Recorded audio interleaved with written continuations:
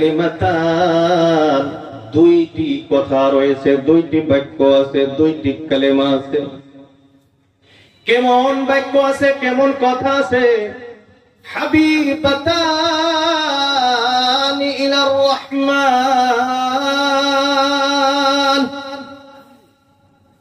রহমান দয়াময় আল্লাহ, তিনার কাছে কালেমা দুইটি, কথা দুইটি বড় প্রিয়।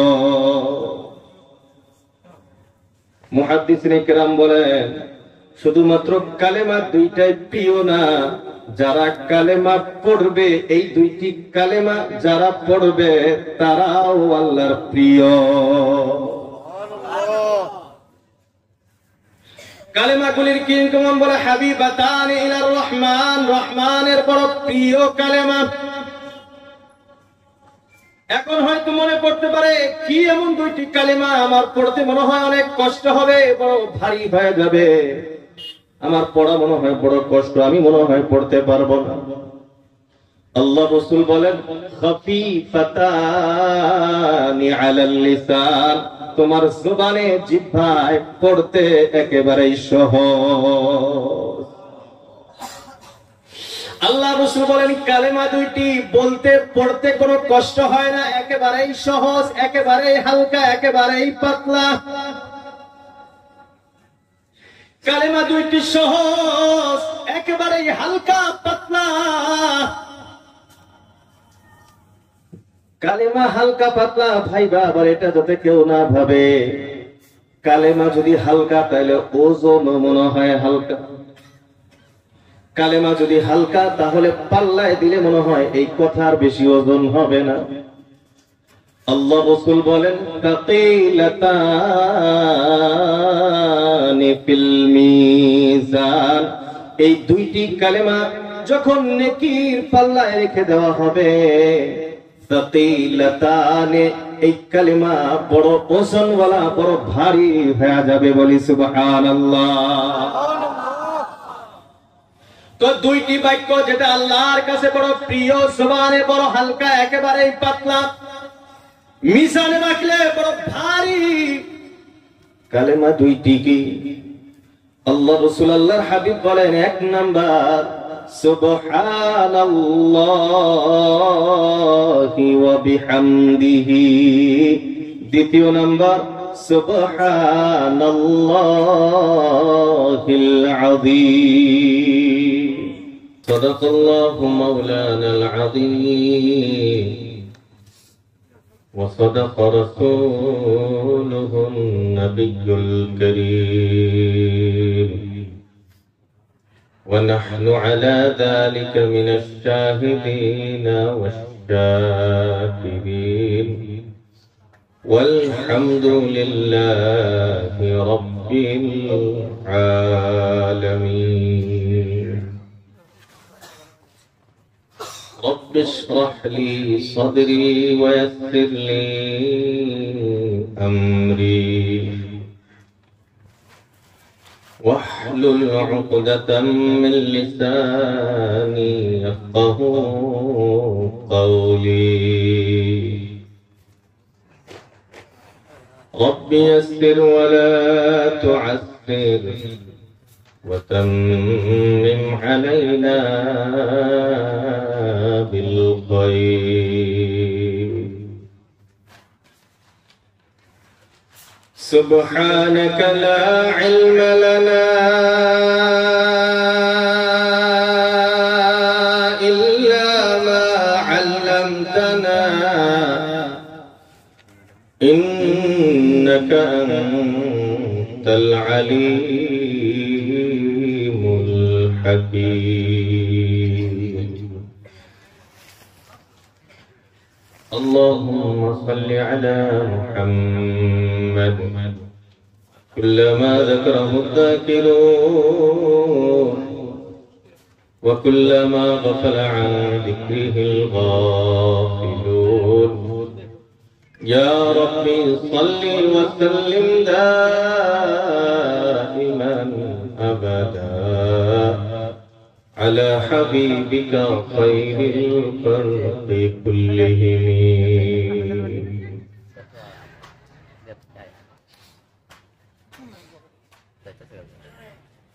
সম্মানিত আজকের এই বিশাল ধর্মীয় জলসার মাননীয় সভাপতি সাহেব, মুআজ্জাজ ও মুকাররম জাতির মাথার মুকুট ওয়ারাসাতুল আম্বিয়া হযরত উলামায়ে কেরাম, বিভিন্ন জায়গা থেকে আগত পিতৃ সমতুল্য মুরব্বিয়ান সমাজ, কলিজার টুকরা যুবক ও ছাত্র বন্ধুরা, পর্দার আড়ালে অবস্থানরত শ্রদ্ধেয় ও সম্মানিত আমার মা ও বোন, মহান আল্লাহ রব্বুল আলামিনের দরবারে লক্ষ কোটি সুজুদ ও শুকর যে মহান রব্বুল আলামিন আমাদের সকলকে সুন্দর একটি জীবন দান করে সুস্থ রেখে আজ এই মুহূর্তে দিনের খাতিরে দিনের মজমুআয় আসা বসা কিছু আলোচনা করা ও শুনবার মতো তৌফিক দিলেন, সেই রব্বুল আলামিনের শুকরিয়া আদায় করে নেই আলহামদুলিল্লাহ। তার সাথে সাথে আখিরি নবী সাইয়্যিদুল মুরসালিন রাহমাতুল লিল আলামিন শফিউল মুজনিবিন তিনার প্রতি অন্তরস্থলি থেকে মুহাব্বতের সাথে একবার দরুদ পড়ে নেই সাল্লাল্লাহু আলাইহি ওয়াসাল্লাম। মুহতারাম হাজরাত, আমরা জীবনে জলসা, ধর্মীয় সভা, বয়ান, আলোচনা কম শুনি। আমাদের জীবনে আমরা অনেক জলসা শুনছি, অনেক ধর্মীয় সভার আলোচনা আমরা শুনছি। আর প্রত্যেকটা এলাকায় বছরে কমবেশ হাজারো জলসা হয়। এই এলাকাতে অনেক জলসা হয়েছে এবং আরো পরে হবে। কিন্তু এই সমস্ত জলসার ভিতরে আজকের যে জলসা, এই জলসার কিছু পার্থক্য আছে। সাউন্ড ফার্স্টে ভালো আছিল, ফার্স্টে যেভাবে আসছিল ওইভাবে ঠিক আছিল। আমার প্রয়োজন হলে আমি ফার্স্টে করতাম যে সাউন্ড ঠিক করে, সুন্দরভাবে চলছিল।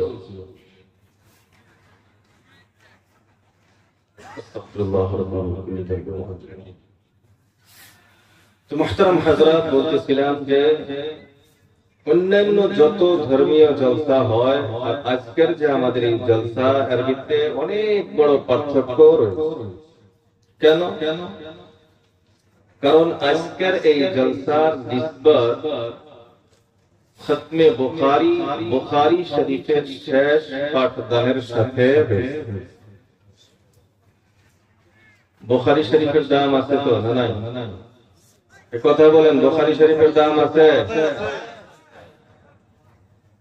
তো বুখারী শরীফের যেমন দাম, এই বুখারী শরীফের সাথে সম্পর্কিত যত বস্তু হবে তারও দাম আল্লাহ রাব্বুল আলামিন বৃদ্ধি করে দেন, বলে সুবহানাল্লাহ। তো যত জলসা আমরা শুনছি, যত জলসায় আমরা জমা হয়েছি, তার ভিতরে আজকের জলসাটা অনেক দামি, ফজিলতপূর্ণ একটি জলসা। কারণ এখানে খতমে বুখারী শরীফের শেষ পাঠদান হয়েছে। যদিও হাদিসটার জন্য বেশি লম্বা সময় দেন নাই, আরো কিছু সময়ের দরকার ছিল। যেহেতু আজকের আয়োজনই হলো বুখারী শরীফের খতম নিয়ে, খতমে বুখারীর সাথে কিছু অল্প সময় দেওয়ার কথা ছিল, দেন নাই। নেক্সট আল্লাহ রাব্বুল আলামিন আরো আগামীতে প্রতি বছর তো ফারিক হবো নাকি কই?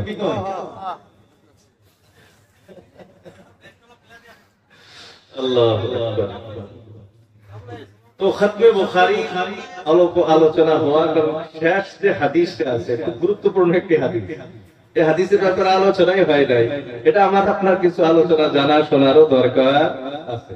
যেহেতু বুখারী বয়ান তো অনেক শুনছি, যেহেতু আজকে আমরা আসছি খতমে বুখারী উপলক্ষে আসছি, তো খতমে বুখারীর শেষ হাদিস কি এই ব্যাপারে আমার অল্প জানা দরকার ছিল নাকি কয়?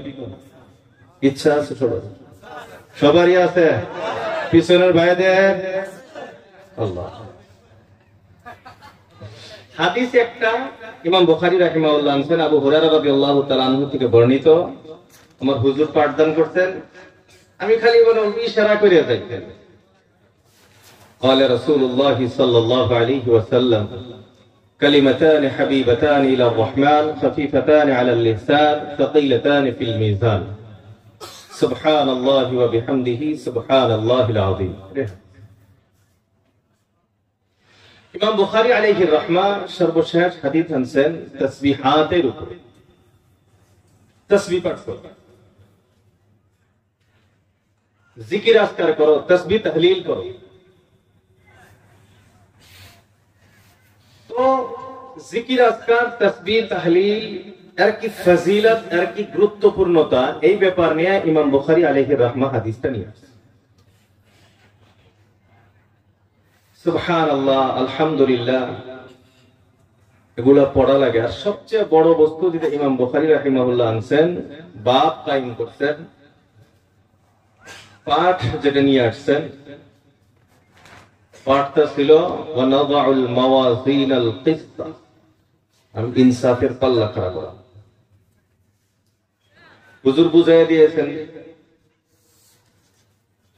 যে বান্দার আমল, বান্দার কওল, কথা বার্তা, এগুলো সব ওজন করা হবে। ওই যুগে, সাহাবাদের যুগে হয়তো এই হাদিসটা, এই কথাটা বোঝা যে বান্দার আমল এবং বান্দার কথাবার্তা ওজন করা হবে, ওই সময় হয়তো বোঝাটা টান ছিল। কিন্তু বর্তমান বিজ্ঞান আমাকে আপনাকে এটা বোঝা একবারে সহজ করে দিয়েছে। আমি যে কথা কইতেছি, এই কথা কতটুক স্পিড হইতেছে, এটাও মাপার মেশিন আছে না নাই? আমার কথা কত এমবি হয়েছে, কতটুক লম্বা কথা কইছি, এটাও তো জমা হয়, হিসাব হয়তো।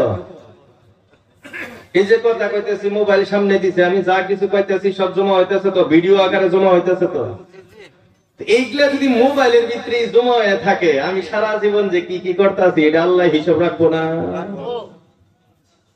আল্লাহ দেওয়া ব্রেন, আল্লাহ দেওয়া মাথা দিয়ে যদি আমি সবকিছু রেকর্ডিং করে রাখতে পাই, তাহলে যে আল্লাহ এই মাথা বানাইছে, হে আল্লাহর কাছে তো আর মেশিন নাই জমা করবার নিকে, নাকি আছে? আল্লাহর কাছে আছে। এই জমিন যে বৈশা আছি, যে বৈশা আছি, জমিনের উপরে বৈশা আছি, এই জমিন আল্লাহর কাছে সাক্ষী। আর যে মেমোরি বানাইছে, মেমোরি কিন্তু এই মাটির থেকে বানাইছে। মাটির ভিতরে একটা পদার্থ আছে যেটা দিয়ে মেমোরি কার্ড বানাইছে।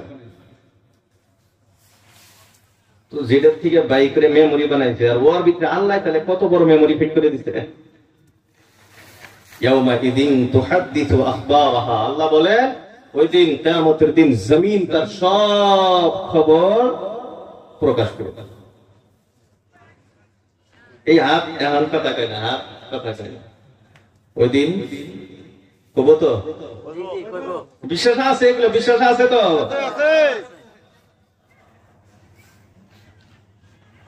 আর অল্প কয়দিন যাওয়া দেন, বার হইতেছে, অল্প কয়দিন পরে বাইর হবো। আল্লাহ কি বাইর হবো এটা আল্লাহ ভালো জানে। কিন্তু হাদিসের কথা, মানুষের রান মানুষের সাথে কথা বলবে। হাদিসের কথা, কিয়ামতের আগ মুহূর্তে এই ঘটনা ঘটবে। আল্লাহ রাসূল বলেছেন, মানুষের রান থোড়া মানুষের সাথে কথা বলবে। কিভাবে কথা বলবে, কি এমন বস্তু তৈরি হবো, কি হবো, আল্লাহ ভালো জানেন। কিন্তু হওয়াটা 100%। বন্দুকের গুলি মিস হইতে পারে, রাসূলুল্লাহর কথা মিস মারবো? মারবো?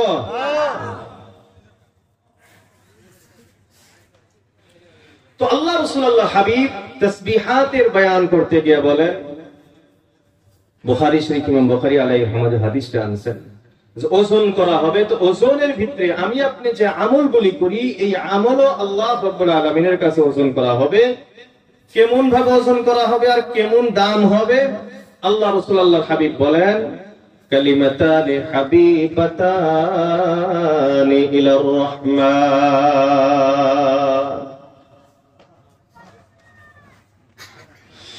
আল্লাহ রাসূলুল্লাহ হাবিব সাল্লাল্লাহু তাআলা আলাইহি ওয়াসাল্লাম ইরশাদ করেন, কালিমাতান, দুইটি কথা রয়েছে, দুইটি বাক্য আছে, দুইটি কালেমা আছে। কেমন বাক্য আছে, কেমন কথা আছে? হাবিবাতানি ইলার রহমান, রহমান দয়াময় আল্লাহ, তিনার কাছে কালেমা দুইটি, কথা দুইটি বড় প্রিয়। মুহাদ্দিসিনে কেরাম বলেন, শুধুমাত্র কালেমা দুইটাই প্রিয় না, যারা কালেমা পড়বে, এই দুইটি কালেমা যারা পড়বে তারাও আল্লাহর প্রিয়। কালেমাগুলির কি কেমন বলে? হাবিবাতান ইলার রহমান, রহমানের বড় প্রিয় কালেমা।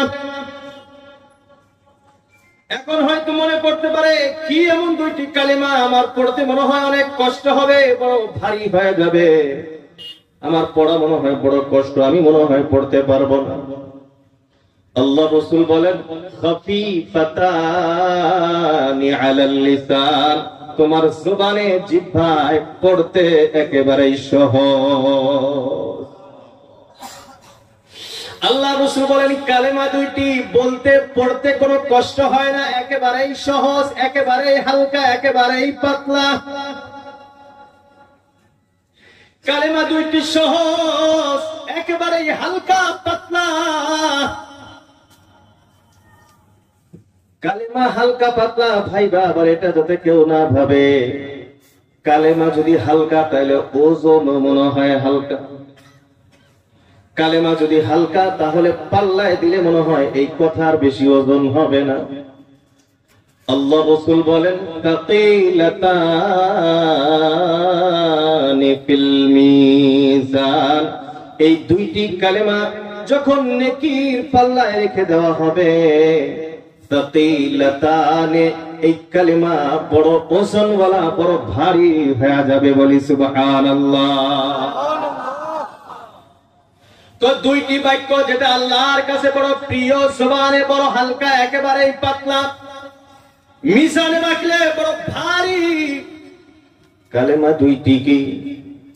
আল্লাহ রাসূল আল্লাহর হাবিব বলেন এক নাম্বার সুবহানাল্লাহি ওয়া বিহামদিহি, দ্বিতীয় নাম্বার সুবহানাল্লাহিল আযীম। আসেনি মুখস্থ সবারই? আছে সবারই এই দুইটা কালেমা মুখস্থ আছে? সবাই পড়েন একবার সুবহানাল্লাহি ওয়া বিহামদিহি সুবহানাল্লাহিল আযীম। কালেমা পড়তে কোনো কষ্ট হয় না, একেবারে সহজ, কিন্তু যখন মিজানের পাল্লায় রেখে দেওয়া হবে বড় ওজনী হয়ে যাবে, বড় ভারী হয়ে যাবে। অন্য একটি হাদিসের ভিতরে আসে আল্লাহ রাসূল আল্লাহর হাবিব সাল্লাল্লাহু তাআলা আলাইহি ওয়াসাল্লাম ইরশাদ করেন ওয়ালহামদুলিল্লাহি তামলাউল মিজান ওয়া সুবহানাল্লাহি ওয়ালহামদুলিল্লাহি তামলাআনি আও তামলাউ মা বাইনাস সামাওয়াতি ওয়াল আরদ।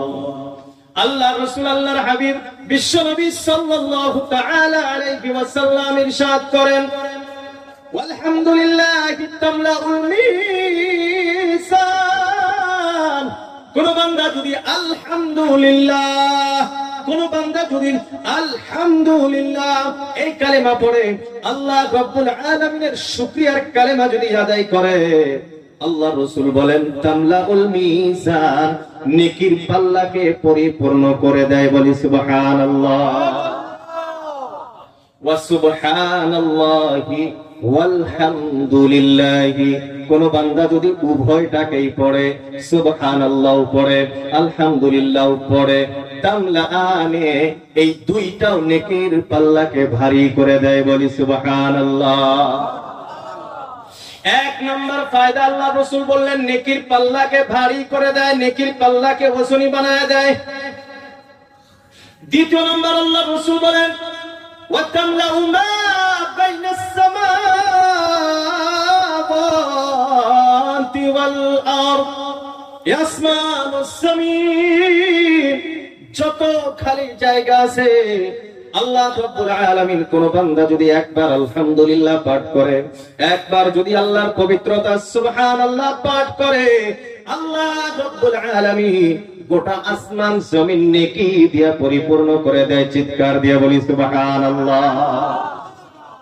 আল্লাহর গোলাম, কালেমা ছোট্ট, আমল ছোট্ট, কিন্তু লাভ অনেক বড়।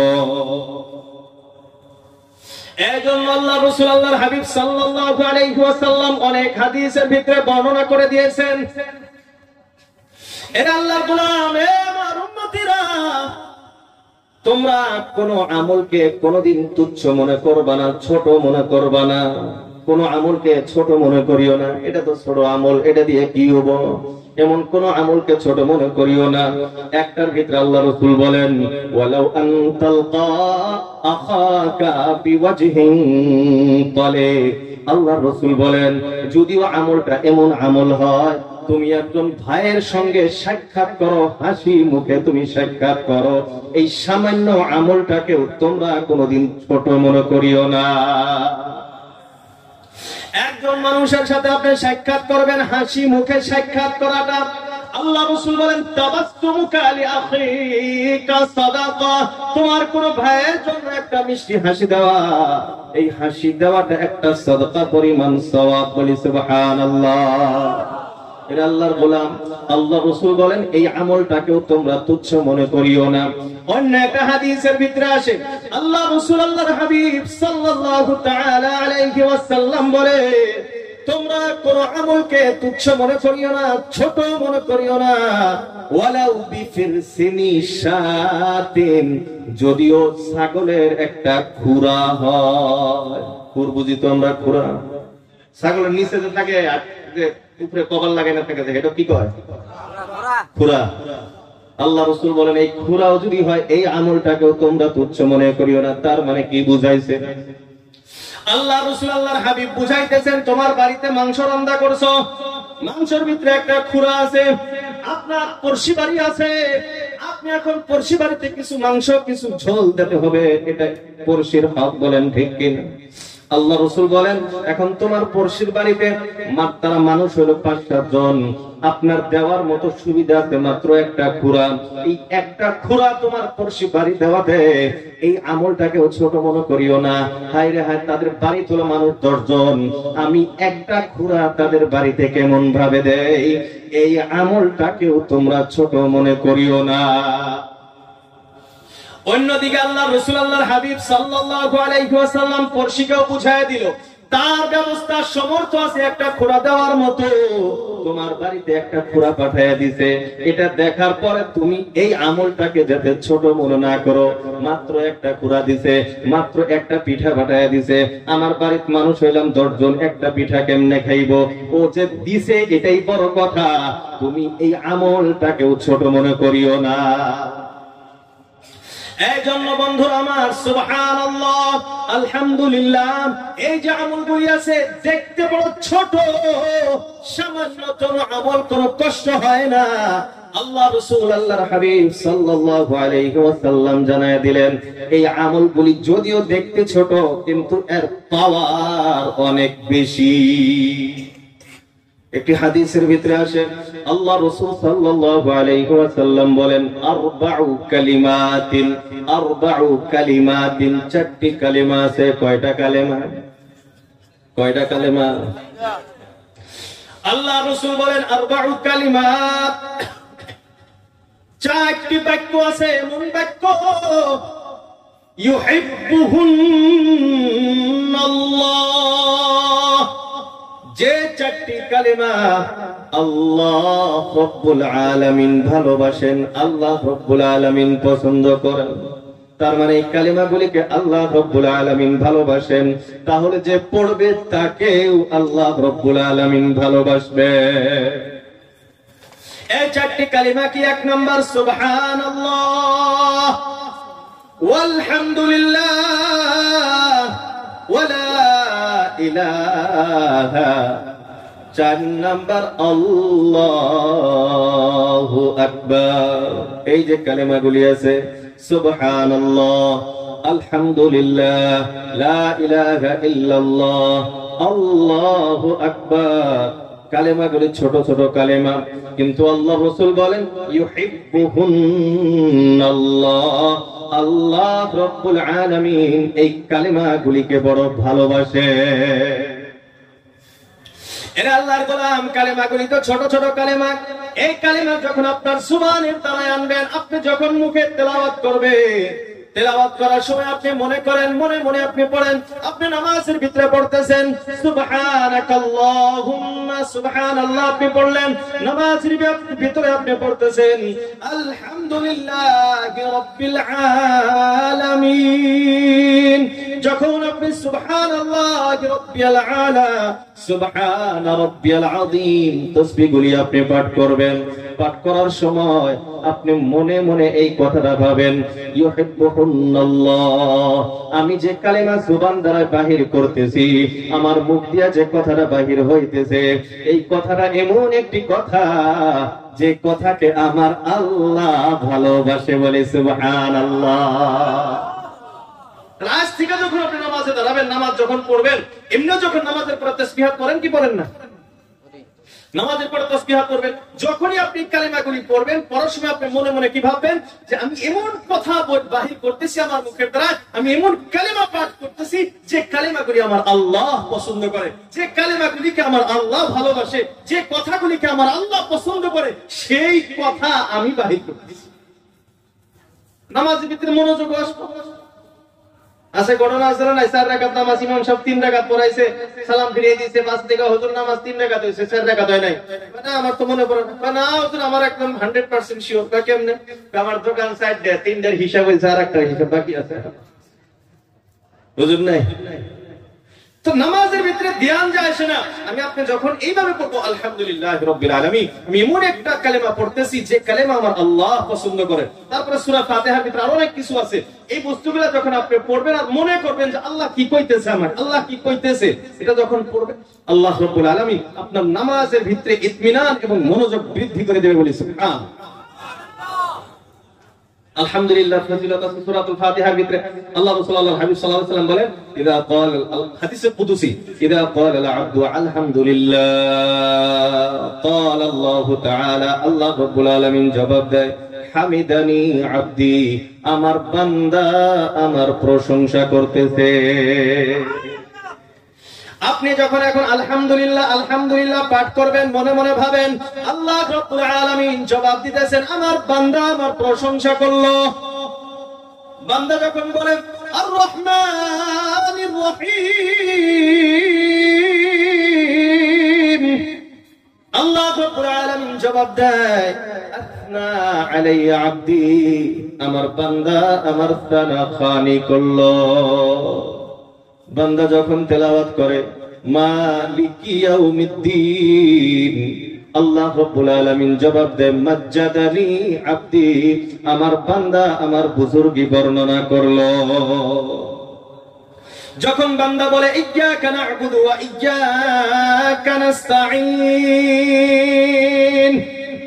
আল্লাহ রাব্বুল আলামিন জবাব দেয়, আযা বাইনি ওয়া বাইনা আবদি ওয়া লিআবদি মা সাআলা।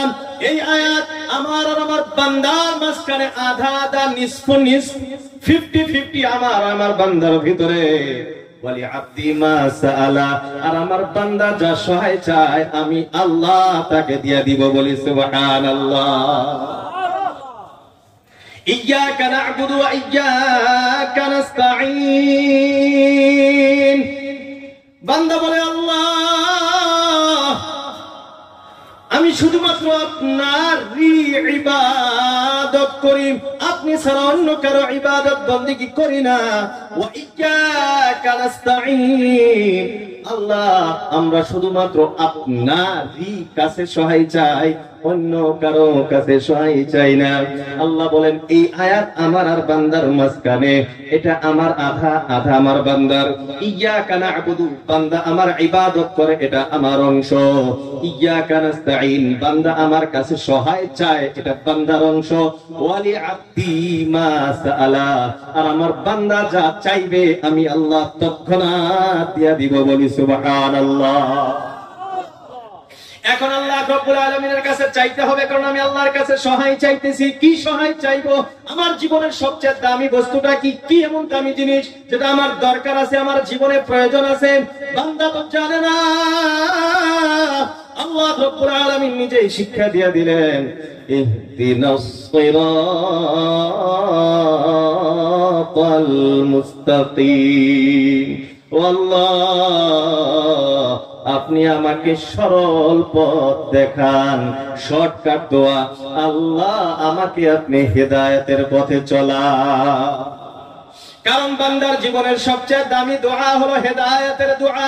আমি আপনি যদি হেদায়েত প্রাপ্ত হইতে পারি জান্নাত পাবো, আর যদি আমি আপনি হেদায়েত প্রাপ্ত না হই, আমি আপনি যদি হেদায়েত না পাই, এর আল্লাহর গোলাম জাহান্নাম ছাড়া আমার কপালে আর কিছুই জুটবে না।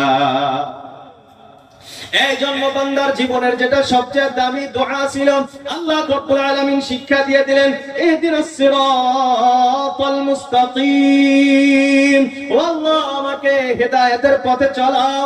এখন আপনি বলতে পারেন আল্লাহ কি এই দোয়া কবুল করেছে না করে নাই? আল্লাহর বলা এটা বলবার গেলে আর অনেক লম্বা তাফসীর আছে, এদিকে যাব না। দোয়া 100% কবুল, কিন্তু কিছু শর্ত আছে। বলে শর্ত কি? কোরআন মোতাবেক নিজের জীবন যাপন করাই চলাইতে হবে।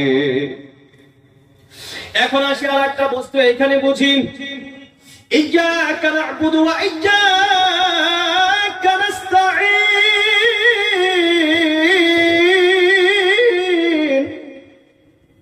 ইয়্যাকা না'বুদু এটা হলো লা ইলাহা ইল্লাল্লাহ, আর ইয়্যাকা নাস্তাঈন এর ফর্মুলা হলো লা হাওলা ওয়ালা কুওয়াতা ইল্লা বিল্লাহ। লা হাওলা ওয়ালা কুওয়াতা ইল্লা বিল্লাহ। আল্লাহ রাসূল আল্লাহর হাবিব সাল্লাল্লাহু আলাইহি ওয়াসাল্লাম বলেন, এক সাহাবী আসে, ইয়া রাসূলুল্লাহ আমি বড় অভাবী, আমি বড় গরীব, আমার গরিবানা অবস্থা কেমনে দূর হয়, আমার অভাব কেমনে দূর হয়ে যাবে? আপনি আমার একটা ওষুধ দেন, একটা তাবিজ দেন। আমরা তো তাবিজ দেই, আল্লাহ রাসূল তাবিজ দিত কলিজায়, আমি আপনি তাবিজ দেই শরীরে। আমরা তাবিজ আর রাসূলুল্লাহর তাবিজের পার্থক্য এটা। আমরা তাবিজ দেই, তাবিজ গলা বেঁধে রাখো, আর আল্লাহ রাসূল তাবিজ দিত কলিজার ভিতরে, যে নিজে আমল কইরা পার হয়ে যায়। আল্লাহ রাসূল আল্লাহর হাবিব সাল্লাল্লাহু আলাইহি ওয়াসাল্লামের কাছে আসে দরিদ্রতা মিশনের জন্য আমল তাবিজ লাগে। আল্লাহ রাসূল আমার যাতে দরিদ্রতা দূর হয়ে যায়, আমি যাতে ধনী হয়ে যাই। আল্লাহ রাসূল আল্লাহর হাবিব সাল্লাল্লাহু তাআলা আলাইহি ওয়াসাল্লাম দোয়া শিক্ষা দিলেন, তুমি বেশি বেশি পড়ো। বলে কি পড়বো? লা হাওলা ওয়ালা কুওয়াতা ইল্লা বিল্লাহ। এটা বেশি বেশি পড়ো। বান্দা বাড়িতে গেছে, নিজের স্ত্রীকেও বলছে এই দোয়া বেশি বেশি পড়ো। সকালেও দোয়া পড়ে, দুপুরেও দোয়া পড়ে, রাত্রেও লা হাওলা ওয়ালা কুওয়াতা ইল্লা বিল্লাহ পড়ে। সারাদিন এইটাই জপে, সারাদিন মুখে এই কালেমাই পড়ে। এটা আল্লাহর গোলাম। একটা বছর যখন পার হয়ে গেছে, এক বছর পর এই বান্দা আল্লাহ রাসূল সাল্লাল্লাহু আলাইহি ওয়াসাল্লামের দরবারে হাজির। আল্লাহ রাসূলকে বলতেছেন, ইয়া রাসূলুল্লাহ, আমি সেই বান্দা যাকে আপনি তাবিজ শিক্ষা দিয়েছিলেন, আমি একটা বছর আমল করছি, আল্লাহ রাব্বুল আলামিন আমার দরিদ্রতা দূর করে দিয়েছেন। এই যে আমার যাকাতের মাল আমি আনছি, আপনি এই যাকাতটাকে গ্রহণ করে। এই জন্য বন্ধুরা আমার, যারা আমরা দরিদ্রতায় ভুগতেছি, গরিব মানুষ আছি, বলে ধনী হওয়া লাগে, অভাব দূর হওয়া লাগে, এই আমলটা আপনি করেন, লা হাওলা ওয়ালা কুওয়াতা ইল্লা বিল্লাহ। আল্লাহ রাসূল বলেছেন এই আমলের ভিতরে আল্লাহ রাব্বুল আলামিন দরিদ্রতা দূর করে দিবেন। এটা আল্লাহর গোলাম তাসবিহাতের কথাও বলতেছিলাম। আল্লাহ রাসূল আল্লাহর হাবিব সাল্লাল্লাহু আলাইহি ওয়াসাল্লাম বলেন, কোন বান্দা যদি সুবহানাল্লাহ 33 বার প্রত্যেক নামাজের পরে, আবার রাতে শোয়ার সময়, আবার সকালে ঘুম থেকে ওঠার পর সুবহানাল্লাহ 33 বার, আলহামদুলিল্লাহ 33 বার, আল্লাহু আকবার 34 বার, এই হলো 100 বার। আছে না নাই? এই আমলগুলো তো আমরা করি। আল্লাহ রাসূল আল্লাহর হাবিব সাল্লাল্লাহু আলাইহি ওয়াসাল্লাম বলেন, কোন বান্দা যদি দৈনন্দিন প্রত্যেক নামাজের পর এই আমলটা করে, আল্লাহ রাব্বুল আলামিন তার জীবন থেকে দরিদ্রতা একেবারে শেষ করে দিবেন। বলি সুবহানাল্লাহ। তাহলে এই আমলগুলো করব তো আমরা ইনশাআল্লাহ। সুবহানাল্লাহ, আলহামদুলিল্লাহ, লা ইলাহা ইল্লাল্লাহ, আল্লাহু আকবার, ইস্তিগফার, দরুদ, এগুলো আমরা আমল করব তো? সবাই করব তো ইনশাআল্লাহ। আমল ছোট ছোট কিন্তু লাভ অনেক বেশি।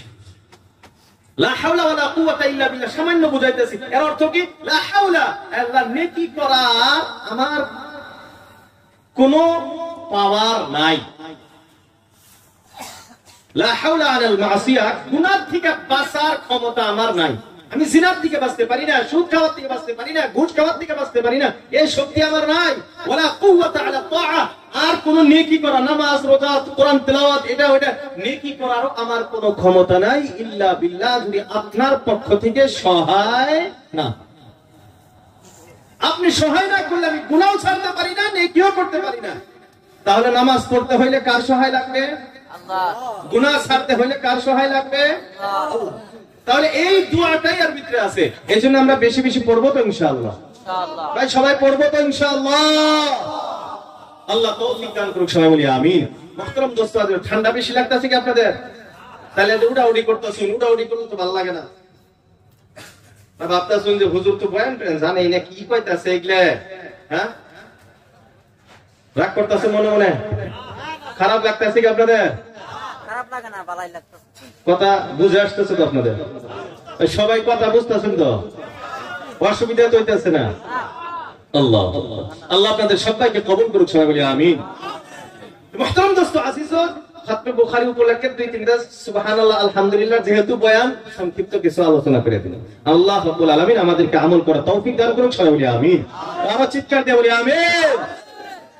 এখন কথা হলো আজকের জলসা কিন্তু মাদ্রাসার জলসা।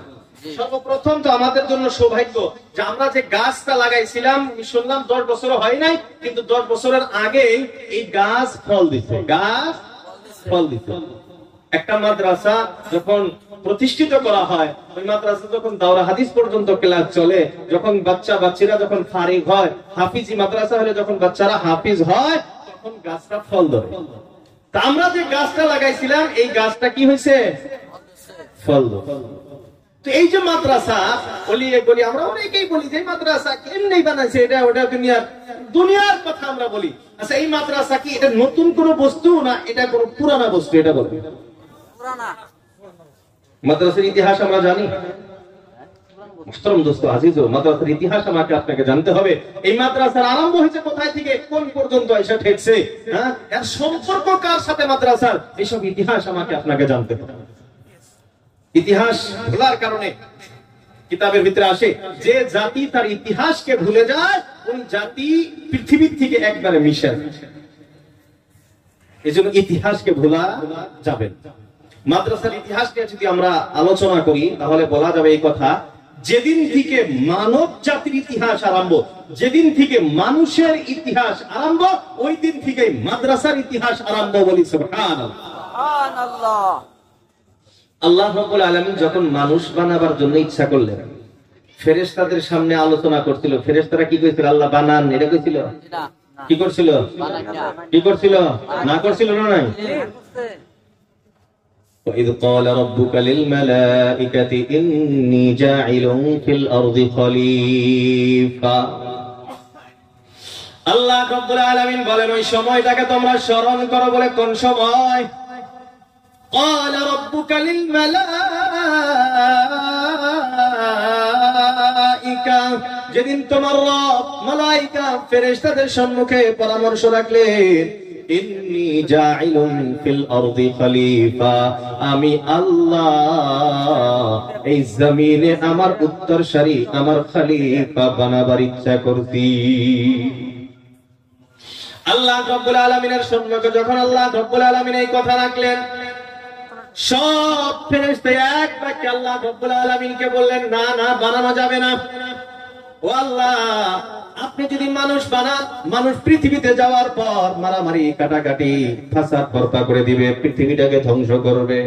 ও আল্লাহ, আপনার যদি তাসবিহ তাহলিলের প্রয়োজন হয়, আপনার যদি ইবাদত বন্দেগীর প্রয়োজন হয়, নাহনু নুসাব্বিহু বিহামদিকা ওয়া নুকদ্দিসু লাক, আল্লাহ আমরা আপনার গুণগান গাইব। সব ফেরেশতা আল্লাহ রাব্বুল আলামিনকে বললেন, আল্লাহ মানুষ বানায়েন না, আমরাই সব কিছু করব।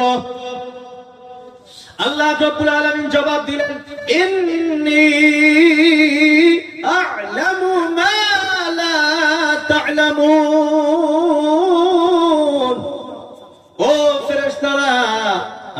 মানুষ বানাইতেছি আর কি গুণ হবে, কি ক্ষমতা এর ভিতরে আছে, এটা আমি আল্লাহ যা জানি, তোমরা ফেরেশতারা কিন্তু এই ব্যাপারে খবর রাখো না। আল্লাহ রাব্বুল আলামিন আদম আলাইহিস সালাতু ওয়াস সালামকে বানাইলেন, শর্টকাট বলতেছি। আদম আলাইহিস সালাতু ওয়াস সালামকে সৃষ্টি করার পর আল্লাহ রাব্বুল আলামিন জান্নাতের ভিতরে একটা ক্লাস আরম্ভ করে দিলেন। সমস্ত ফেরেশতা ক্লাসে বসা, আদম আলাইহিস সালাতু ওয়াস সালামও ক্লাসে বসা। ওয়া আল্লামা আদামাল আসমাআ কুল্লাহা। আল্লাহ রাব্বুল আলামিন কোরআনে কারীমের ভিতরে জানায়া দিলেন ওয়া আল্লামা আদামা, আর আল্লামা আল্লাহ শিক্ষা দিলেন আদমকে শিক্ষা দিলেন আল আসমাআ কুল্লাহা, সমস্ত বস্তুর নাম এবং তার গুণাবলী। আল্লাহ রাব্বুল আলামিন সমস্ত বস্তুর নাম এবং বস্তুর গুণাবলী আল্লাহ রাব্বুল আলামিন শিক্ষা দিলেন। এই ক্লাসের ভিতরে ফেরেশতারাও বসা, অন্যান্য মখলুক এই জায়গাতে বসা। বস্তু মানে কি? বর্তমান যদি আপনি বর্তমান বিজ্ঞান নিয়ে আলোচনা করেন, বিজ্ঞানের সূত্র কি বলে? বস্তু নিয়ে আলোচনা করার নাম হলো বিজ্ঞান। বস্তু নিয়ে আলোচনা করার নাম বিজ্ঞান। কি দিয়ে কি জোড়া দিলে কি হয়, এটা তো বিজ্ঞান না। তো আল্লাহ রাব্বুল আলামিন হযরত আদম আলাইহিস সালামকে কি শিক্ষা দিলেন? কথা কইতেছেন, বিজ্ঞান শিক্ষা দিলেন। কিয়ামত পর্যন্ত কি কি তৈয়ার হবে, কি কি বানানো লাগবে, মানুষের কি কি প্রয়োজন হবে, এই যে মা একটা কথা কইতাছি, মোবাইলটা আছে, এটা কেমনে বানানো লাগবে, আল্লাহ আদম আলাইহিস সালামকে সব শিক্ষা দিয়েছেন। তো এই যে মানুষের আল্লাহ রাব্বুল আলামিন এই জ্ঞানটা দিয়েছে যে একটা বস্তু শেখার পরে ওইটার থেকে মাথা না গিয়ে আরেকটা বস্তু বানান, একটা থেকে আরেকটা যে বানান যায়, এই ক্ষমতা, এই জ্ঞান আল্লাহ মানুষকে। এটা কিন্তু ফেরেশতাদের, অন্যান্য মখলুকাতের নাই। জ্ঞান তো সবারই আছে। লাঠি দেখাইলে যে গরু দৌড়ায়, বোঝে না আমাকে মার দিব, এটা তো জ্ঞান। জ্ঞান তো সবাইকে দিচ্ছে, কিন্তু এই একটা থেকে আরেকটা যে করা বিজ্ঞান, যেটা এই জ্ঞান শুধুমাত্র আল্লাহ মানুষকে দিচ্ছে। তো ফেরেশতারা তো না করছিলেন, ক্লাস তো সবারই হয়েছে। ফেরেশতারাও ক্লাস করছে, আদম আলাইহিস সালাতু ওয়াস সালামও ক্লাস করছে। ক্লাসে তো সব ছাত্রই বসে, মেট্রিকে স্টান কি সবাই করে না? সবাই তো স্টান করে না। তো পড়াটোরা শেষ, ক্লাস সব শেষ হয়ে গেছে গা। আল্লাহ রাব্বুল আলামিন ক্লাস তো শেষ হলো, তাহলে পরীক্ষা নেওয়া যায়। ক্লাস যদি শেষ, তাহলে পরীক্ষা নেওয়া যায়। এই কেরা কি আল্লাহ রাব্বুল আলামিন পরীক্ষা করে ডাকলেন, সবাইকে ডাকা হলো। আল্লাহ রাব্বুল আলামিন প্রথমে ফেরেশতাদেরকে বললেন আম্বিহুম বিআসমা। এ ফেরেশতারা, সব বস্তুর নাম এবং গুণাবলী বয়ান করো, কি দিয়ে কি বানানো যায় বলো। সব ফেরেশতা হাত ডাঙ্গায় দিয়েছে, আত্মসমর্পণ করতে সারেন্ডার হয়েছে। সুবহানাকা লা ইলমা লানা ইল্লা মা আল্লামতানা। আল্লাহ, আমাদের তো এত জ্ঞান নাই, সামান্য কিছু আপনি যা শিক্ষা দিয়েছেন অতটুকুই আছে, কিছু থেকে কিছু বানাবো এই জ্ঞান তো আমার না। আল্লাহ রাব্বুল আলামিন আদম আলাইহিস সালাতু ওয়াস সালামকে বললেন, আদম, তাহলে তুমি এখন বানায় বলে দাও। ফালাম্মা আনবাহুম বিআসমাইহিম।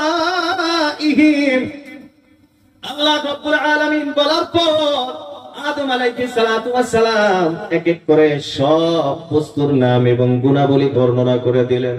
সব ফেরেশতা করে তাকায় আছে, এটা কি হইল না করছিলাম, এখন দেখি সব পেয়ে হেলেলো, আঙ্গুর থেকে না মানুষ বালা। আল্লাহ রাব্বুল আলামিন কয়, ফেরেশতারা কি দেখতাছো? এমনি খালি মাথা নত করে থাকলে হবে না, মাথা নিচু করে থাকলে হবে না। উসজুদু লি আদম। সবাই মিলে আদমকে সিজদার মাধ্যমে প্রকাশ করে দাও যে আদম আমার ফেরেশতাদের চেয়ে উত্তম। বলি সুবহানাল্লাহ। এর আল্লাহর গোলাম, এখানে আর অনেক কাহিনী আছে, ওই দিকে যাইতেছি না এখন। আপনারাই বলেন, পৃথিবী না সব কিছুর মধ্যে সর্বপ্রথম শিক্ষকের নাম কি? সর্বপ্রথম শিক্ষকের নাম আল্লাহ। ওয়া আল্লামা আদামাল আসমা। আল্লাহ শিক্ষা দিয়েছে, তাহলে প্রথম শিক্ষকের নাম আল্লাহ, প্রথম ছাত্রর নাম আদম আলাইহিস সালাম। এই ঘটনাটা ঘটছে, ক্লাসটা চলছে কোন জায়গায়? জান্নাতের ভিতরে। তাহলে প্রথম মাদ্রাসার নাম জান্নাত। কথা বুঝাইতেছে তো? ইতিহাসের সর্বপ্রথম মাদ্রাসা হলো জান্নাত।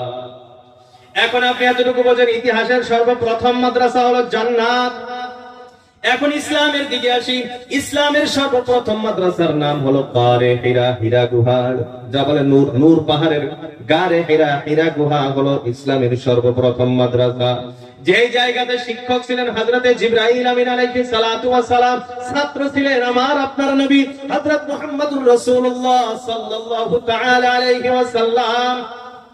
যে জায়গায় প্রথম 5 আয়াত বিসমিল্লাহির রহমানির রহিম, ইকরা বিসমি রাব্বিকাল্লাযী খলাক, খলাকাল ইনসানা মিন আলাক, ইকরা ওয়া রাব্বুকাল আকরাম, আল্লাযী আল্লামা বিল কলাম, আল্লামাল ইনসানা মা লাম ইয়ালাম অবতীর্ণ হয়েছিল।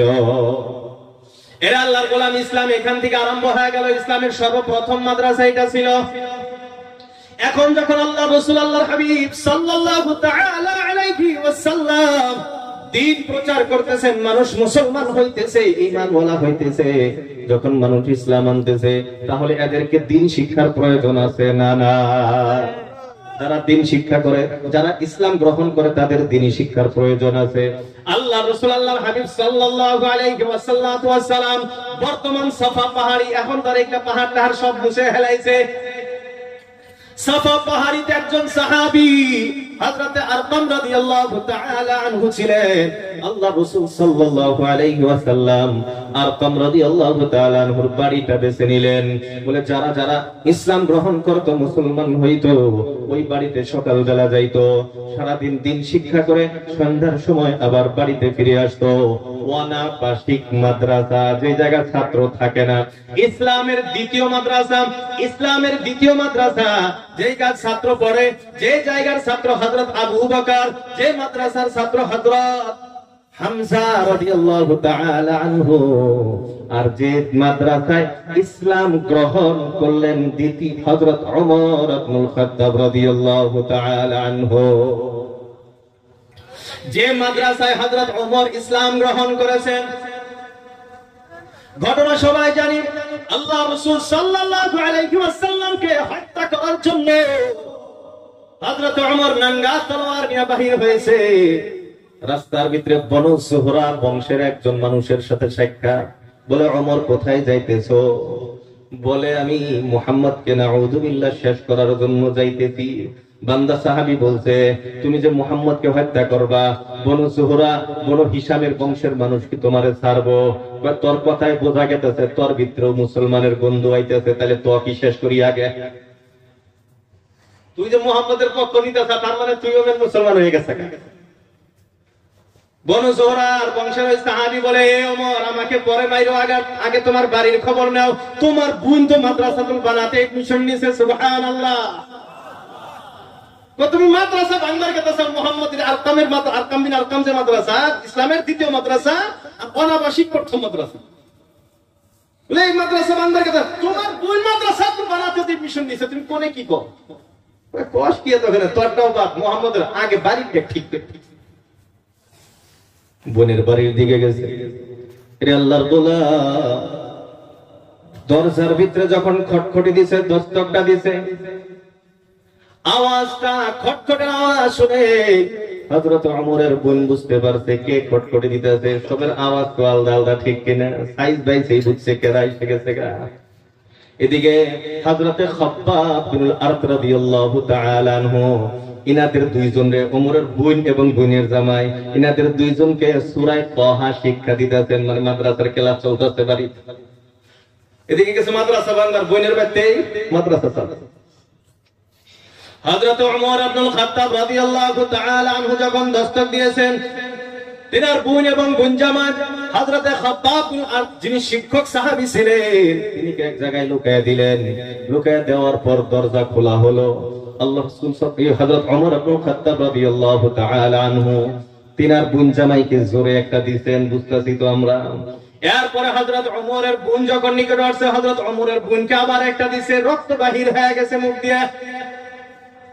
এর আল্লাহর গোলাম, হযরত ওমরের বোন যখন আবার দাঁড়াইছে, হযরত ওমর আবার থাপ্পড় দেওয়ার জন্য যখন হাতটা উঠাইছে, হযরত ওমরের বোন ওমরের হাতটা ধরে ফেলছে। হযরত ওমরের হাতটা ধরে ফেলছে, ধরে বলতেছে, আরে ওমর, তুই কি ভুইলা গেছো যে খাত্তাবের বেটা তুমি, ওই খাত্তাবেরই বেটি কিন্তু আমি। আরে ওমর, তুমি কি ভুলে গেছো যে খাত্তাবের রক্ত তোমার শরীরে প্রবাহিত হইতেছে, ওই খাত্তাবের রক্ত কিন্তু আমার শরীরেও প্রবাহিত হইতেছে। বোনের গলা যখন এমন ধমকের আওয়াজ শুনছে, ওমর এখন অল্প ঠান্ডা হয়ে গেল। কি যে জীবনে আমার দিকে কথা কয় না, আমার দিকে চোখ তাকায় না, তারই মূলত গলার আওয়াজ। ইসলামের কারণে শক্তি বেড়ে গেছে। সুবহানাল্লাহ। ওমর নত হয়ে গেছে, ওমর নত হয়েছে, ওমর নত। আচ্ছা কি আছে হইছে, কি পড়তাছে সেটা দেখা আমার। ওমরের বোনকে এমন অবস্থায় তো দেখা যাবে না, এর জন্য কিছু শর্ত আছে। বলে কি? বলে ওযু গোসল করতে হবে। ওযু গোসল করতে আসছে, ওযু গোসল করে যখন আসছে, এর আল্লাহর গোলাম ওই পারসাটা কাগজটা বাহির করছে, সূরা তাহা লেখা ছিল। সূরা তাহা যখন পড়া আরম্ভ করছে, আমরা যারা সূরা তাহা পড়ছি, উলামায়ে কেরাম এখানে আছে, সূরা তাহার ভিতরে আরম্ভণি থেকেই শুধুমাত্র আল্লাহ রাব্বুল আলামিনের গুণগান, আল্লাহর পরিচয়। আর হযরত ওমর তো আরবি ভালোভাবে জানতো। ওই জামানায় মক্কার ভিতরে যে লেখাপড়া জানা কয়জন মানুষ ছিল, ওই সীমিত মানুষের ভিতরে লেখাপড়া জানা মানুষ একজন হযরত ওমর। লেখাপড়া জানছিল, আল্লাহর গুণগান শুনতেছে, আর মনে মনে ভাবতেছে, হাই রে হাই, হাই রে হাই, কথা তো ঠিকই, আল্লাহতে মনি হওয়া দরকার, আল্লাহতে মনি হওয়া দরকার। পড়তে পড়তে পড়তে পড়তে যখন এই আয়াতের ভিতরে চলে গেছে, কুল ইন্নানি আনাল্লাহ ফা'বুদনি ওয়া আকিমিস সালাতা লিযিকরি। আল্লাহ রাব্বুল আলামিন জানিয়ে দিয়েছেন, কুল, হে রাসূল আপনি বলুন, ইন্নানি আনাল্লাহ, আমি তো আল্লাহ, আমি তো আল্লাহ। ফা'বুদনি, আমি আল্লাহর ইবাদত বندگی কর। ওয়া আকিমিস সালাতা লিযিকরি, আমার জিকির, আমাকে স্মরণ করে তুমি নামাজ আদায় করো। আয়াত যখন শুনছে, হযরত ওমরের মাথা নরম হয়ে গেছে, মাথার ভিতরে হাইরে হাই, কথা তো একদম সাজাই। এই যে আল্লাহর গুণগান দেখলাম, সেই আল্লাহই তো কইতেছে আমার ইবাদত করা, আমাকে মান, আমি ছাড়া কোনো আল্লাহ নাই। এখন হযরত ওমর তার বুন জামাইকে কয়, আর এখন মুহাম্মদকে কোথায় পাওয়া যাবে? ওইদিকে খাব্বাব বিন আরত রাদিয়াল্লাহু তাআলা আনহু যে লুকিয়েছিলেন, হযরত খাব্বাব বিন আরত রাদিয়াল্লাহু তাআলা আনহু বাহির হয়ে চিৎকার দিয়ে বলতেছেন, বুশরা ইয়া উমর, ও উমর, আবশির, তুমি সুসংবাদ নাও, তুমি সুসংবাদ নাও। বলে কিসের সুসংবাদ? বলে গতকাল আল্লাহ রাসূল, আল্লাহর হাবিব সাল্লাল্লাহু আলাইহি ওয়াসাল্লাম একটা দোয়া করতে, আল্লাহুম্মা আইজ্জিল ইসলামা বিআমর ইবনে হিশাম আও বিউমর ইবনুল খাত্তাব। আয় আল্লাহ, দুই আমরের ভিতরে একটা আমর ইবনে হিশাম, তার মানে আবু জেহেল, আল্লাহ, আর একজন ওমর ইবনুল খাত্তাব, এই দুই আমরের ভিতরে আল্লাহ তোমার যাকে পছন্দ হয় তার দ্বারাই তুমি ইসলামের সহায় করো। বলি সুবহানাল্লাহ। হযরতে খাব্বাব বলতেছেন, ও ওমর, আল্লাহর রাসূলের এই দোয়া তোমার জন্য কবুল হয়ে গেছে, এই জন্য তুমি সুসংবাদ গ্রহণ করো। এরা দুনিয়ার মানুষ। আর একটা কথা আপনি এখানে বুঝেন, হযরতে ওমর এমন একজন সাহাবী, সমস্ত সাহাবা ছিলেন মুরিদুল্লাহ, মুরিদুন নবী, সবাই আল্লাহকে চাহনেওয়ালা, সবাই রাসূলকে চাহনেওয়ালা। কিন্তু ওমর এমন একজন সাহাবী, যিনি হলেন মুরাদুন নবী, মুরাদুল্লাহ, যিনাকে নবী চেয়েছে। বলি সুবহানাল্লাহ। সব সাহাবী রাসূলুল্লাহ চাইছে যে আমি ঈমান আনি, আর ওমর এমন সাহাবী রাসূলুল্লাহ ওমরের চাইছে যে আল্লাহ ওমরে ইসলাম। হযরত ওমর ইবনুল খাত্তাব রাদিয়াল্লাহু তাআলা আনহু এখন ওই খাব্বাব বিন আরত রাদিয়াল্লাহু তাআলা আনহুর সাথে যাইতেছে। ওই যে আরকাম বিন আরকাম রাদিয়াল্লাহু তাআলা আনহুর বাড়িতে গেছেন। ওইদিকে যে গেটম্যান সাহাবী ছিল গেটের থেকে ফুসকি দিয়ে দেখছে হযরত ওমর আইতেছে, হাতের ভিতরে নাঙ্গা তলোয়ার। আল্লাহ রাসূলকে জানানো হলো, ইয়া রাসূলুল্লাহ, ওমর আসতেছে। হাতের ভিতরে তলোয়ারটা একবারে খোলা। আল্লাহ রাসূলের নিকটেই মাদ্রাসায় রাসূলুল্লাহ সাল্লাল্লাহু আলাইহি ওয়াসাল্লামের নিকটেই তেনার চাচা হযরত হামজা রাদিয়াল্লাহু তাআলা আনহু বসা। হযরত হামজা রাদিয়াল্লাহু তাআলা আনহু বসা, সাইয়্যিদুশ শুহাদা, সমস্ত শুহাদায়ে কেরামের সরদার হযরত হামজা রাদিয়াল্লাহু তাআলা আনহু দাঁড়াইলেন। দাঁড়ায়া দরজার নিকটে গেছে, গেটের নিকটে গেছে, যা বলতেছে, গেট আমি খুলবো, দরওয়ান তুমি সরে যাও। হযরত ওমরের নিয়ত যদি ভালো থাকে তাহলে তার জন্য সুসংবাদ, আর যদি তার উদ্দেশ্য খারাপ হয় তাহলে ওমরের তলোয়ার আর ওমরেরই গর্দান হবে। কিন্তু তারপর হযরত হামজা যখন দরওয়াজাটা খুলছে, দরওয়াজা খুললে চেহারা দেখলেই তো কিছু বোঝা যায় না, বোঝা যায় না। চেহারা দেখলে তো মানুষের অবস্থা বোঝা যায় যে কি চলতেছে না চলতেছে। হযরত হামজা কয়, চেহারা দেখেই তো বুঝা গেলাম যে কতল করবার জন্য আইছিল সে তো নিজেই কতল হয়ে গেছে। চিৎকার দিয়ে বলি সুবহানাল্লাহ। যে মারার জন্য সে তো নিজেই মরে গেছে আগে। হযরত হামজা রাদিয়াল্লাহু তাআলা আনহু ওমরকে সাথে নিয়ে রাসূলুল্লাহর সামনে গেলেন। ওই অবস্থায় রাসূলুল্লাহ সাল্লাল্লাহু আলাইহি ওয়াসাল্লামের উপরে ওহী নাযিল হওয়ার অবস্থা ছিল। হযরত ওমর রাসূলুল্লাহর সম্মুখে তলোয়ারটা ছেড়ে দিয়েছেন, রাসূলুল্লাহর সামনে মাথা নিচু করে বসে আছেন, মাথা নিচু করে বসে আছেন। আল্লাহ রাসূলের ওহীটা আসা শেষ হয়ে গেছে। আল্লাহ রাসূল সাল্লাল্লাহু আলাইহি ওয়াসাল্লাম ওমরকে বললেন, এ ওমর, আরো কত দেরি করবি? আল্লাহ রাসূল ওমরকে বললেন, ও ওমর, তুমি কত দেরি করবা? আল্লাহ রাসূলের বলা শেষ না হইতে হযরত ওমর রাসূলুল্লাহর হাতটা ধরে বললেন, ইয়া রাসূলুল্লাহ, আমাকে কালেমা পড়ায়া দেন। সুবহানাল্লাহ। এরা আল্লাহর গোলাম। বলতেছিলাম মাদ্রাসার কথা। আরকাম বিন আরকাম রাদিয়াল্লাহু তাআলা আনহুর মাদ্রাসা এত বাবরকত মাদ্রাসা, যে বরকত, যে মাদ্রাসার ভিতরে ইসলাম গ্রহণ করেছেন হযরত ওমর। এইখান থেকে ইসলামের দ্বীনি প্রচার চলতেছে, দ্বীনি আলোচনা শিক্ষা চলতেছে। তারপর আল্লাহ রাসূল, আল্লাহর হাবিব সাল্লাল্লাহু তাআলা আলাইহি ওয়াসাল্লাম হিজরত করে মদিনা শরীফের ভিতরে আসলেন, মদিনা তাইয়্যিবাতে আসলেন। আল্লাহ রাসূল মসজিদে নববী তৈয়ার করলেন।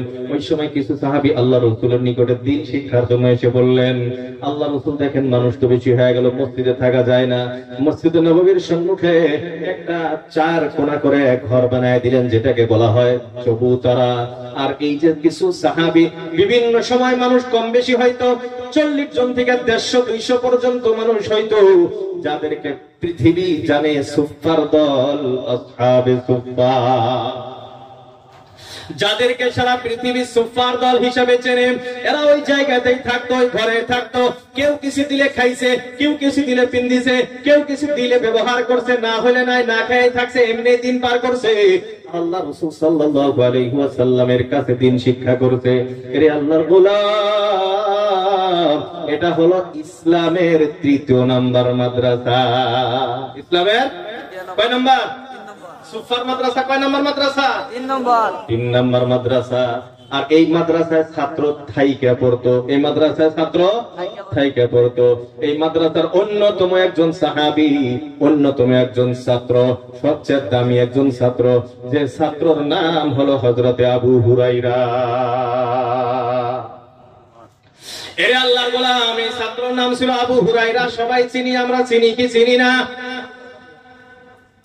হযরত আবু হুরায়রা রাদিয়াল্লাহু তাআলা আনহু কেমন কষ্ট করে ওই মাদ্রাসায় পড়ছে, তিনার ঘটনা তিনি নিজেই বর্ণনা করেছেন। অল্প পরে আমি আসতেছি। এটা আল্লাহর গোলাম। এই মাদ্রাসার পর সাহাবায়ে কেরাম দিন প্রচার করার জন্য বিদেশ গেলেন, এদিক সেদিক গেলেন, যে যেদিকে ইচ্ছা চলে গেলেন, দিন প্রচার করার জন্য ব্যবস্থা করলেন। জায়গাতে জায়গাতে তারা মাদ্রাসার ব্যবস্থা করলেন। এরে আল্লাহর গোলাম, ওই সমস্ত মাদ্রাসার ভিতরে আজকের এই মাদ্রাসাটাও রয়েছে। এখন আপনি যদি অল্প চিন্তা করেন, দেখা যাবে এই যে পৃথিবীতে যত মাদ্রাসাগুলি আছে, এই মাদ্রাসাগুলির সম্পর্ক হলো আসহাবে সুফফার মাদ্রাসার সাথে। আসহাবে সুফফার মাদ্রাসার সম্পর্ক আরকাম বিন আরকাম রাদিয়াল্লাহু তাআলা আনহুর বাড়ির মাদ্রাসার সাথে। ওই মাদ্রাসার সম্পর্ক গারে হিরার মাদ্রাসার সাথে। গারে হিরার মাদ্রাসার সম্পর্ক জিবরাইল আমিন ঘায়া জান্নাতের মাদ্রাসা পর্যন্ত, বলি সুবহানাল্লাহ। এই যে মাদ্রাসাগুলি আছে, এই মাদ্রাসা সামান্য ছোট মনে করলে হবে না, কারণ এর সম্পর্ক ডাইরেক্ট কার সাথে? কার সাথে? জান্নাতের সাথে। এখন আমি আপনি যদি এই মাদ্রাসাকে ভালোবাসতে পারি, আমি আপনি যদি এই মাদ্রাসাকে মহব্বত করতে পারি, তাহলে জান্নাতকে ভালোবাসা হবে, জান্নাতকে মহব্বত করতে হবে। আর এই মহব্বত যদি আল্লাহ রাব্বুল আলামিন কবুল করে নেন 100% আল্লাহ রাব্বুল আলামিন এই মাদ্রাসার জরিয়ায় আমাকে আপনাকে জান্নাত দিয়ে দিবেন, বলি সুবহানাল্লাহ। হযরতে আবু হুরায়রা রাদিয়াল্লাহু তাআলা আনহুর কথা বলতেছিলাম। ওই যে সাফফার দলের মাদ্রাসার অবস্থা কেমন করে তারা মাদ্রাসা পড়ছে। হযরতে আবু হুরায়রা রাদিয়াল্লাহু তাআলা আনহু বলেন, একদিন জুমার দিন খুতবা দিতেছেন। জুমার খুতবা দেওয়ার সময় হযরতে আবু হুরায়রা রাদিয়াল্লাহু তাআলা আনহুর একবার ছিক আসে। ছিক বুঝিত হাঁচি দেয়, যে হাঁচি আসছে। হাঁচি দেওয়ার পর হযরতে আবু হুরায়রা কটনের একটা রুমাল বাই করছে, সুতি রুমাল দিয়ে নাকটা সাফ করছে। নাকটা সাফ করার পর হযরতে আবু হুরায়রা নিজেকে নিজে সম্বর্ধনা করে বলতেছে, এরে আবু হুরায়রা, তুই এখন এত সুন্দর হয়ে গেছস, কটন কাপড় দিয়ে তুই নাক সাফ করস। আরে আবু হুরায়রা, তোর কি মনে আছে তুই মসজিদে নববীর দরজার সামনে বেহুশ হয়ে পড়ে থাকতি? মসজিদে নববীর সামনে তুমি বেহুশ হয়ে পড়ে থাকতি, মানুষ তার পচা জুতা পচা স্যান্ডেল তোর নাকে শুঙ্গাইতো, মানুষ মনে করতো আবু হুরায়রার মির্গি বেমার উঠছে। আর আবু হুরায়রা, তুই তো ভালো করে জানোস তোর কোনো মির্গি বেমার ছিল না, কয়েকদিন অনাহার থাকার কারণে তুই বেহুশ হয়ে গেছো। এর আল্লাহর গোলাম হাদিসের ভিতরে আসে আসহাবে সুফফার দলের কথা। তারা খোদার কারণে এমন অবস্থা হয়ে গেছে, মাঝে মাঝে নামাজের ভিতরে, বিশেষ করে ঈশার নামাজের সময়, ফজরের নামাজের সময়, না খাওয়ার কারণে, অভাবের কারণে, অনাহারের কারণে মাঝে মাঝে সাহাবীরা বেহুশ হয়ে পড়ে যাইতে। তাহলে চিন্তা করেন বন্ধুরা আমার, সাহাবারা কত কষ্ট করে দিন শিক্ষা করছেন। এই দলের ভিতরে একজন সাহাবী ছিল, তারা দুই ভাই ছিল। বুখারী শরীফ অন্যান্য হাদিসের কিতাবের ভিতরে আসে, আল্লাহর হাদিসের ভিতরে ঘটনাটা আসে, কানা আখাওয়ানে ফি আহদি রাসূলিল্লাহ, রাসূলুল্লাহ সাল্লাল্লাহু আলাইহি ওয়াসাল্লামের জামানায় দুইজন ভাই ছিল। কয়জন ভাই?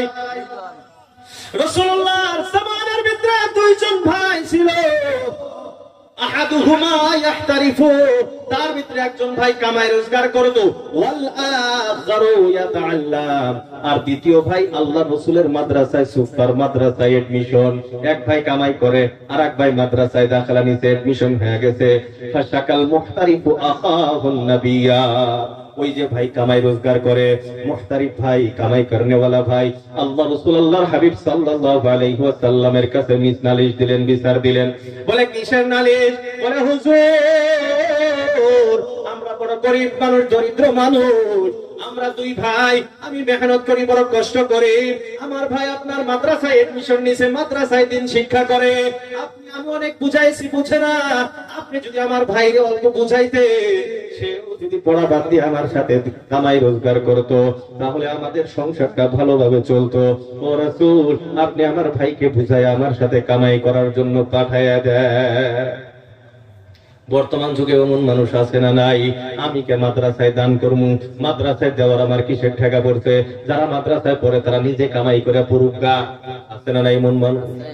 ওই যে রাসূলুল্লাহ সাল্লাল্লাহু আলাইহি ওয়াসাল্লামের দুই ভাইয়ের ঘটনার আমাদের অবস্থা মিল আছে না নাই? ভাই মিল আছে না নাই? আল্লাহ রাসূল আল্লাহর হাবিব সাল্লাল্লাহু আলাইহি ওয়াসাল্লাম ওই ভাইকে জবাব দিলেন, লাআল্লাকা তুরসাফু বিহি, লাআল্লাকা তুরসাফু বিহি। এ ভাই তুমি শোনো, আল্লাহ রাব্বুল আলামিন তোমাকে যে রিজিক দেয়, আল্লাহ রাব্বুল আলামিন তোমার যে রিজিকের ব্যবস্থা করে, আল্লাহ রাব্বুল আলামিন তোমাকে যে কামাই করার জন্য তৌফিক দেয়, লাআল্লাকা বিহি, অবশ্যই তোমার কামাই আল্লাহ দেয় তোমার এই ভাইয়ের জরিয়ায়, বলি সুবহানাল্লাহ। এখন যদি এই হাদিসটা আমার এলাকার দিকে নেই, লাআল্লাকুম তুরসাকুনা বিহা উলাইত তালিবাত, এর এলাকাবাসী, আল্লাহ রাব্বুল আলামিন যে আপনাদের রিজিকের ব্যবস্থা করে, আল্লাহ রাব্বুল আলামিন যে আপনার খাদ্যের ব্যবস্থা করে, আল্লাহ রাব্বুল আলামিন যে আপনার চাকরি বাকরির ভিতরে বরকত দেয়, আল্লাহ রাব্বুল আলামিন যে আপনাকে কামাই রোজগারের ভিতরে বরকত দেয়, আল্লাহ আল্লাহ যে আপনাকে কামাই করার তৌফিক দেয়, এই তৌফিকটা হয় বিহাউলাইত তালিবাত, এই মাদ্রাসার ছাত্র ছাত্রী শিক্ষকের জরিয়ায়। বলি সুবহানাল্লাহ। আল্লাহর গোলাম, এখন আপনারাই বলেন যে আল্লাহ দেয়, সেই আল্লাহ নেওয়ার ক্ষমতা রাখে কি রাখে না? রাখে না। খালি আল্লাহ দিবার পায়, নেবার পায় না তো। আল্লাহু ইয়াবসুতুর রিজকা লিমান ইয়াশাউ ওয়া ইয়াকতুর, আল্লাহ রাব্বুল আলামিন যাকে চায় তার জন্য রিজিক একবারে খুলে দেয়। ওয়া ইয়াকতুর, আবার আল্লাহ রাব্বুল আলামিন যার জন্য চায় বাদশাকে সেকেন্ডের ভিতরে আল্লাহ ফকির বানায় দেয়। বলেন ঠিক কি না? আল্লাহ রাব্বুল আলামিন যে যাদের উসিলায় আমাকে আপনাকে রিজিকের ব্যবস্থা করতেছে, যাদের উসিলায় আল্লাহ রাব্বুল আলামিন আমাকে কামাই রোজগার দিতেছেন, যাদের উসিলায় আমি 2-4 টাকা কামাই করার জন্য পাইতেছি, এর আল্লাহর গোলাম, তাদের খেয়াল রাখা আমাদের প্রয়োজন আছে না? না। কারণ যদি আমি আপনি তাদের খেয়াল না রাখি, অনেক মানুষই বলে মাদ্রাসায় দান করে কি হবে? মাদ্রাসা কি আল্লাহর মাদ্রাসা, আল্লাহর নবীর মাদ্রাসা? আল্লাহ রাব্বুল আলামিন কি ফেরেশতার দ্বারা সবকিছু করাইতে পারে না? আল্লাহ তো ফেরেশতা পাঠাই দিয়ে করলেই তো হয়ে যায়। এরে আল্লাহর গোলাম, আল্লাহ রাব্বুল আলামিনের এই ক্ষমতা আছে। আল্লাহ রাব্বুল আলামিন চাইলে ফেরেশতার মাধ্যমে সবকিছু করতে পারেন, কিন্তু করেন না কেন? এর জবাবটাও শুনে নেন। গজওয়ায়ে বদর আর গজওয়ায়ে উহুদ সবাই নাম তো শুনছি। গজওয়ায়ে বদর, বদরের যুদ্ধ, বদর প্রান্তে আল্লাহ রাব্বুল আলামিন ফেরেশতার মাধ্যমে সহায় করলেন, মুসলমানদের জয় হয়ে গেল, কাফির মুশরিক পরাজিত। কিন্তু তারপরের যুদ্ধ, উহুদের যুদ্ধ, মুসলমান কিন্তু কম ছিল না, মুসলমান হাজারের উপরে। এর আল্লাহর গোলাম, মুসলমান শুধুমাত্র পরাজয়ী হয় নাই, আল্লাহ রাসূল সাল্লাল্লাহু আলাইহি ওয়াসাল্লামের দন্দান মুবারক, দাঁত মুবারক পর্যন্ত শহীদ হয়ে গেছে। এখন প্রশ্ন হয় যে আল্লাহ বদরের যুদ্ধে ফেরেশতা পাঠাবার পাইছে, ওই আল্লাহ কি উহুদের যুদ্ধ ফেরেশতা পাঠাইতে পারে না? মুহাদ্দিসিনে কেরামের জবাব দেয়, বদরের যুদ্ধ আল্লাহ রাব্বুল আলামিন ফেরেশতা পাঠাইছে কারণ বদরের যুদ্ধ কারো পরীক্ষা নেওয়া উদ্দেশ্য ছিল না। কিন্তু উহুদের ময়দানে আল্লাহ রাব্বুল আলামিন যে ফেরেশতা পাঠান নাই, তার কারণ হলো রাসূলুল্লাহর আশেপাশে যে সাহাবারা ছিল, আল্লাহ রাব্বুল আলামিন এদের পরীক্ষা নিয়েছেন যে দেখি এরা রাসূলের জন্য কতটুকু জান কুরবান করতে পারে। এর আল্লাহর গোলাম, আমার এলাকার মাদ্রাসা, আমার এলাকার মসজিদ, আল্লাহ রাব্বুল আলামিন চাইলে ফেরেশতার মাধ্যমে সবকিছু করাইতে পারে, কিন্তু আল্লাহ রাব্বুল আলামিন করেন না। কেন করেন না? তার জবাবটা হলো আল্লাহ রাব্বুল আলামিন এলাকাবাসীর পরীক্ষা নিতে চান, দেখি তারা মাদ্রাসার জন্য কতটুকু কুরবানি দিতে পারে। এই জন্য আল্লাহ রাব্বুল আলামিন বলেন, যারা দুনিয়াকে, যাদেরকে আমি মাল দৌলত দিয়েছি, সম্পত্তি দিয়েছি, তারা যদি দুনিয়াতে দান খয়রাত করে, দান যদি কইরা যায়, মৃত্যুর পরে দানের উসিলায় তারা জান্নাত পাইবে। আর যদি তারা না করে, জাহান্নাম তাদের বাসস্থান হবে। আর জাহান্নামে যাওয়ার পর তাদের কেমন অবস্থাটা হবে, আল্লাহ রাব্বুল আলামিন কোরআনের ভিতরে এই ব্যাপারে আলোচনা করলে। আল্লাহ রাব্বুল আলামিন বলেন, ইয়া আইয়ুহাল্লাযীনা আমানু আনফিকু মিন ক্বাবলি আন ইয়াতিয়া আহাদাকুমুল মাউত। আল্লাহ রাব্বুল আলামিন বলেন, ও ঈমানদার বান্দা বান্দি সকল, আনফিকু, তোমরা খরচ করো, আমি আল্লাহর রাস্তায় তোমরা দাও, মিন ক্বাবলি, ওই দিন আসার আগেই, কোন দিন আসার আগে, আইয়াতিয়া আহাদাকুমুল মাউত, তোমাদের মৃত্যু আসার আগেই তোমরা আমার রাস্তায় খরচ করো। কেন কেন কেন? ফায়াকুলা, না হলে তুমি যখন জাহান্নামে যাইবা, জাহান্নামে যাওয়ার পরে বান্দা বলবে, রব্বি লাউলা আখারতানি, ও আল্লাহ সামান্য সময়ের জন্য আবার দুনিয়ায় পাঠায় দাও, আল্লাহ অল্প সময়ের জন্য আবার দুনিয়ায় পাঠায় দাও। বলে কি করবি? ফাআসাদদাকা, আল্লাহ সাদকা করমু, ওয়া আকুম মিনাস সালিহিন, নেককার বান্দা হয়ে আবার কবরে আসমু। এর আল্লাহর গোলাম, আপনারাই বলেন, এই জায়গা থেকে একবার যাওয়ার পর আবার কি আল্লাহ এই জায়গায় ফিরে আসার সুযোগ দিবে? এই জন্য বন্ধুরা আমার, ওই দিন যাতে আফসোস করা না লাগে যে আল্লাহ আবার ফিরে দাও, কিছু দান করে আসি। এই জন্য আল্লাহ বলেন, ইয়া আইয়ুহাল্লাযীনা আমানু আনফিকু মিন ক্বাবলি আন ইয়াতিয়া আহাদাকুমুল মাউত, এর ইমানদার বান্দা বান্দি সকল, মৃত্যু আসার আগেই তুমি খরচ করো, যাতে মৃত্যুর পরে আর আফসোস করা না লাগে। রে আল্লাহর গোলাম, দান করলে কি হবে, সদকা করলে কি হবে? আল্লাহ রাব্বুল আলামিন বলেন হাদিসে কুদসি, আনফিক ইয়া আবদি উনফিক আলাইক। আল্লাহ রাব্বুল আলামিন বলেন, আনফিক ইয়া আবদি, ও আমার গোলাম, ও আমার বান্দা, তুই আমার রাস্তায় খরচ কর। আমি আল্লাহ তোর উপরে খরচ করবো। চিৎকার দিয়া বলি সুবহানাল্লাহ। আল্লাহর গোলাম, আল্লাহ যদি দেয় তাহলে কি আর অভাব থাকবে? আল্লাহ বলেন তুই খরচ কর, আমি আল্লাহ তোর উপরে খরচ করবো। এই জন্য বন্ধুরা আমার, আল্লাহ রাব্বুল আলামিনকে রাজি খুশি করার জন্য আল্লাহ রাব্বুল আলামিন একটি জায়গায় বলেন, ইয়া আইয়ুহাল্লাযীনা আমানু কু আনফুসাকুম ওয়া আহলিকুম নারা। এ ইমানদার বান্দা বান্দি সকল, কু আনফুসাকুম, তোমরা নিজেরা নিজেকে বাঁচাও, ওয়া আহলিকুম, নিজের পরিবারের লোকজনকে বাঁচাও। কোথায় থেকে বাঁচাইবা? নারা, জাহান্নাম থেকে বাঁচাও। এই জন্য বন্ধুরা আমার, আল্লাহ রাসূল আল্লাহর হাবিব বলেন, ইত্তাকিন নারা ওয়ালাউ বিশিক্কি তামারা। আল্লাহ রাসূল বলেন জাহান্নাম থেকে বাঁচো, যদিও একটু খেজুর দান কইরা হয়, একটা খেজুর দান কইরাও যদি হয়, তাও তুমি জাহান্নাম থেকে বাঁচো। এই জন্য আল্লাহর গোলাম, এলাকাবাসীরা, ভাইরা আমার, বন্ধুরা আমার, যাদের মনের ভিতরে ভয় আছে, জাহান্নাম আল্লাহ রাব্বুল আলামিন তৈয়ার করে রাখছে। আল্লাহ রাব্বুল আলামিন যাতে জাহান্নাম থেকে আমাকে আপনাকে বাঁচায়, জান্নাতের হকদার যাতে আমি আপনি হইতে পারি, এমন কোন বান্দা বান্দি কি আছি যে হুজুর আমি জাহান্নামের ভয়ে, জান্নাতের আশায়, মাদ্রাসার তারাক্কির খাতিরে, মাদ্রাসার ছাত্রীদের মহব্বতের কারণে, আল্লাহর ঘর, আল্লাহর নবীর মাদ্রাসার মহব্বতে 10,000 টাকা আমি মাদ্রাসায় দিয়ে দিব। আসি কেমন? ইনশাআল্লাহ একজন বান্দা আল্লাহর রাস্তায় দাঁড়ায় যায় যে হুজুর আমি 10,000 টাকা মাদ্রাসার জন্য দিব, কারোর জন্য না, নিজেকে জাহান্নাম থেকে বাঁচানোর জন্য, নিজের পরিবারের লোকজনকে জাহান্নাম থেকে বাঁচানোর জন্য। আল্লাহ রাসূল বলেন, আস-সাদাকাতু তারুদ্দুল বালায়া ওয়া তাযীদু ফিল উমার। আল্লাহ রাসূল বলেন সাদকা করলে মুসিবত দূর হয়, বালা মুসিবত দূর হয়ে যায়। আমাদের অভ্যাস হলো বালা মুসিবত আইলে তারপরে দান করি। আল্লাহ রাসূল বলেন দান কর, তোর মুসিবত আমি আল্লাহ সরাইয়া দিব।